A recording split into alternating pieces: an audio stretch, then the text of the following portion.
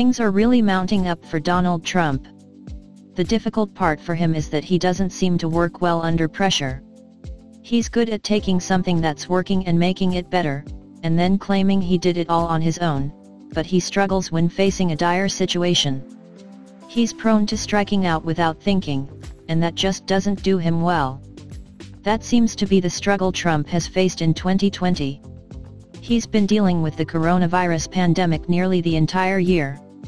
It's just not a good situation, no matter how you look at it, but he's struggled continuously to stay on top of it, going from ignoring it to blaming it on everyone but himself. This has caused Trump to struggle in the polls.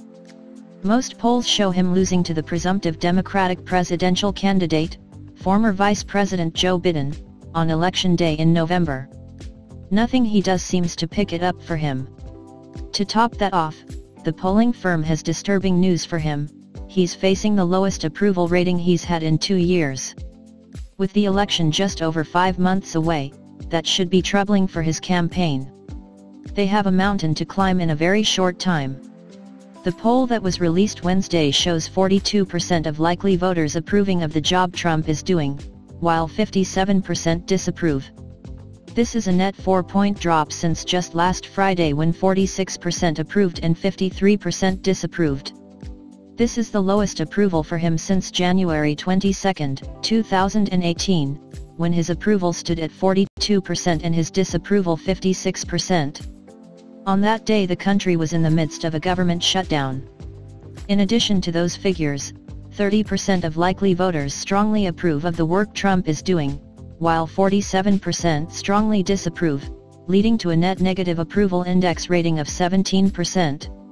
This is the largest the margin has been since January 2019, when the Democrats were taking over the House and launching investigations of the Trump administration and his campaign. Trump has had a difficult week, and that's his own doing. While Biden was seen being respectful, putting on a mask, and laying a wreath on a war memorial, Trump was seen golfing, eschewing social distancing and face masks. When he's down, Trump strikes out at whomever he can find to lift himself up again, but that's not working well for him this week. He's pushed a conspiracy theory about MSNBC host Joe Scarborough murdering his aide when he was still a GOP congressman, and he's suggesting many evil things will happen if mail-in voting is allowed. Twitter came down and slapped him with a fact check. To make things even worse, the coronavirus death toll has now reached 100,000. It's hard for people to erase the memory of him calling the virus a hoax, suggesting people should inject themselves with disinfectant, etc. This poll is not going to make things any better for the president. It's almost like kicking a man when he's down.